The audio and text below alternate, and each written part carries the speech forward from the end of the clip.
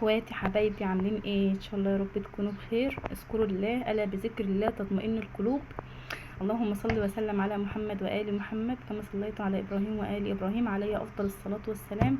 اذكروا الله. عاملين ايه يا حبايب قلبي؟ وحشتوني من اخر فيديو عملته معاكم. احلى اخوات في الدنيا، اللهم استرني فوق الارض وتحت الارض يوم العرض عليك. عاملين ايه؟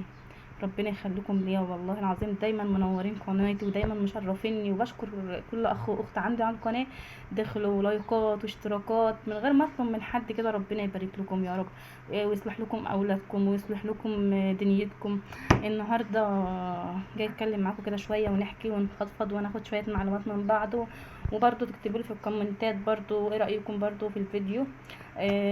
النهارده كل واحده فينا الصبح بتقوم يعني بتبقى عماله تقول لنفسها كده، يعني في بنود بنبقى عمالين نفكر فيها زي الفطار والغدا والعشاء. فالفطار بالنسبه لنا الصبح، اللي عندها طبعا اطفال عارفه ان الفطار بالنسبه لك الصبح حاجه ضروريه جدا. بتقول العيل ساعه ما بيقوم من النوم يقول لك انا جعان، انا جعان يا ماما الفطار، يا ماما كذا، يا ماما. طب انا كل يوم هحط فطار نفس الفطار، فالعيل بيزهق.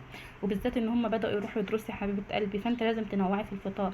طب انا همشي الفطار بتاع الاسبوع ازاي يا ام محمد؟ يعني طول الاسبوع انا همشي الاسبوع ازاي؟ انت عارفه ان الحاجه غليت والدنيا غليت، بس وتيجي تتكلمي يقول لك اصل الستات بتوع اليومين دول بيتدلعوا، اصل مش عارفين يمشوا ميزانيته، مش عارفين يمشوا الدنيا. طب ماشي، ما هم الستات بتوع زمان ما كانوش محطوط، احنا شايلين اكتر منهم. هم ما كانوش عندهم تكنولوجيا، ما كانتش الاسعار بالنسبه لهم مولعه، ما كانتش الدنيا عليهم غاليه، ما كانتش الاخلاق راحت والمبادئ راحت والناس كلها بقت يعني الله ربنا العالم بحال الناس. فالنهارده انا هقولك على شويه افكار كده تعمليهم في موضوع الفطار. يعني انا ال 200 جنيه دي بالنسبه لي ممكن همشي بها الفطار طول الاسبوع. يعني بند الفطار ما هم 7 ايام برضه يا جماعه، 200 جنيه شويه، بس احنا لازم نمشي دنيتنا ولازم نمشي نفسنا بيهم. عشان ما قدامكيش حل بقى، ومش ان انا بقى ما قدامكيش حل ان احنا مهما الدنيا تغلى علينا لازم نعرف ان ربنا موجود في حياتنا. ولازم دايما تفتكري ان ربنا موجود معاكي في كل ازمه، وموجود معاكي في كل طريق. مهما تشتكي للناس ومهما تقولي ومهما تحكي، صدقوا بالله الناس ما عادت عايزه تسمع شكوى الناس. لما الواحد بيروح يشكي لحد ولا يحكي له، والله كل واحد فينا بقى عايز يحكي ويشكي ويفضفض وعايز اللي يسمعه. والله العظيم الناس كلها بقت عماله تشكي وتقول وسبحان الله. احنا بقى نتجه لربنا ونشكر ربنا ونتوكل عليه وننجيه ونستغفر ونتوب ونعود، وربنا يفرجها علينا يا رب وينصر اخواننا في غزه يا رب يعني والله العظيم الواحد بيشوفهم قلبي بيتقطع عليه، ما اقول لكم ايه.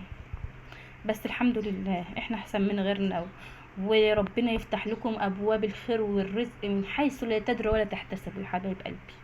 انتوا اخواتي وحبايبي، واللايكات والكومنتات الجميله اللي بتوصلني منكم والله العظيم بترفع معنوياتي. كل ما اقول انا مش عايزه اصور ارجع اصور تاني، رغم اقول يلا انت عارفين ان انا عاملاها مصدر رزق ليا ولعيالي. واللايك اللي انت بتحطيه ده بتحطيه لمحمد والمحمود مش ليه. ربنا يخليكم ليا يا رب. انا معايا ال 200 جنيه ديت، بقوم من النوم الصبح العيال يعني اكتر اللي انا بعمله كان بيبقى بيض وجبنه، بيض وجبنه. فالعيال ما بيبقوش حابين البيض والجبنه خالص.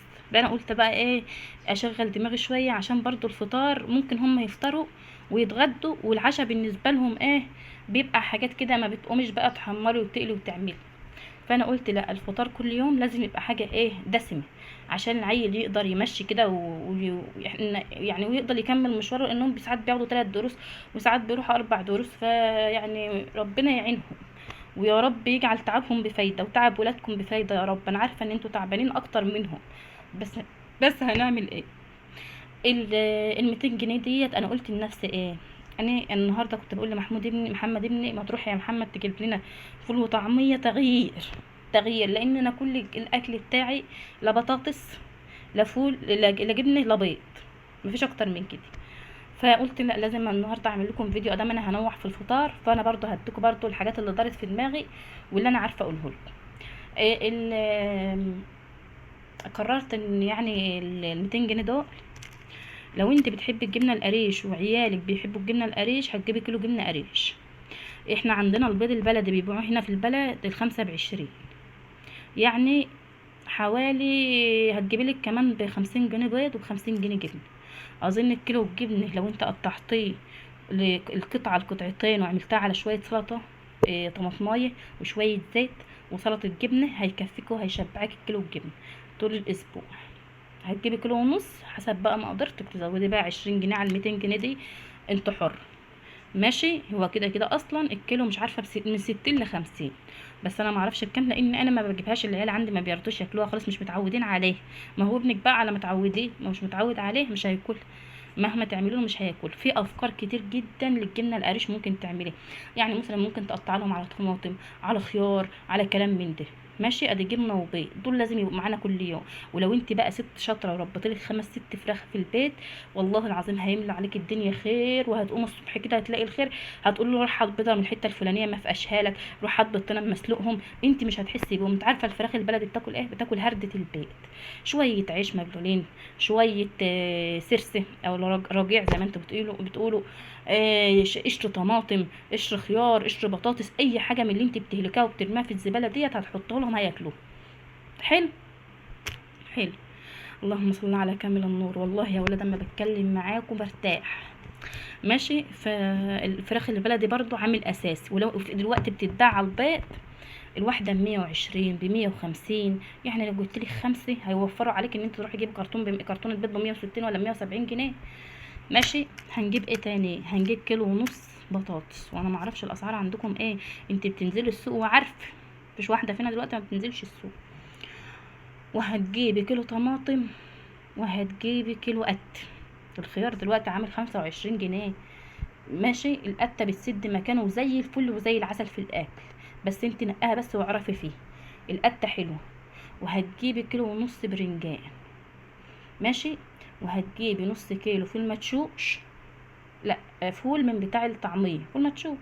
وهتجيبي نص كيلو فول من اللي هو الفول العادي بتاع التدميس، هندمسه بقى، هندمس الفول وهنعمل طعميه في البيت، وهنعمل فول في البيت مع حته برنجانه مع البطاطس اللي انت جايباها ديت. ما تروحيش تجيبي البطاطس اللي هي ام 20 جنيه اللي هي الكبيره بتاعه الآلية، لا احنا في بطاطس صغننه كده اهو بتاعه السليق، هتسلقها مره. ماشي. هتعملي منها كفته مره، كفته بطاطس سهله خالص، سهله عمايلها والنت ما خلاش حاجه صعب. ماشي. كفته بطاطس مره على الفطار، شويه بطاطس مسلوقين، تنقي البطاطسه الصغننه كده هتبقى حلوه وجميله وطعمها حلو. ماشي. مره مسقعه، بدل ما يطلعوا يجيبوا ب5 جنيه مسقعه حبه كده، والله الراجل ما بيرضوهم يدوم حتى ب5 جنيه، ما عادش ب5 جنيه، يقول له 5 جنيه ايه يا ابني، اقل حاجه 10 جنيه. الفول الراجل لو عدى قدام الباب بتاخدي شويه فول في الكيس قد كده ب5 جنيه ولا ب10 جنيه، يقول لك انا هعمل ايه، ما الدنيا غلي. فهمتي؟ يعني هما شويه الفول والبيضه والحته الجبنه دول اساسي. العيل ياكل شويه الفول من هنا هيكتموه، هيسدوا معاه لحد اذان الظهر لحد اذان العصر، على ما انت تخلصي غداكي وتخلصي حاجتك وتغرفي له بالف هنا والف شفا. ماشي. ال 200 يمكن يكون ان انا قلته دي زايد عن ال 200 جنيه شويه، بس ايه انا قلت اديكي افكار كده. البيض البيض ما تكتريش البيض على الصبح لان البيض في الحر ما بيبقاش حلو. انا بعمل بيضتين لنا احنا التلاتة بفقشهم، ويوم ما بيبقى فيه بيض وربنا كرمني بالفراخ بقوم عامله 3 بيضات، لكل واحد بيضه مسلوقه. ماشي. البيضه بتسند قلب العين، بس البيض في الحر بيعمل زلال وكده، يعني البيض في الحر بيعمل زلال.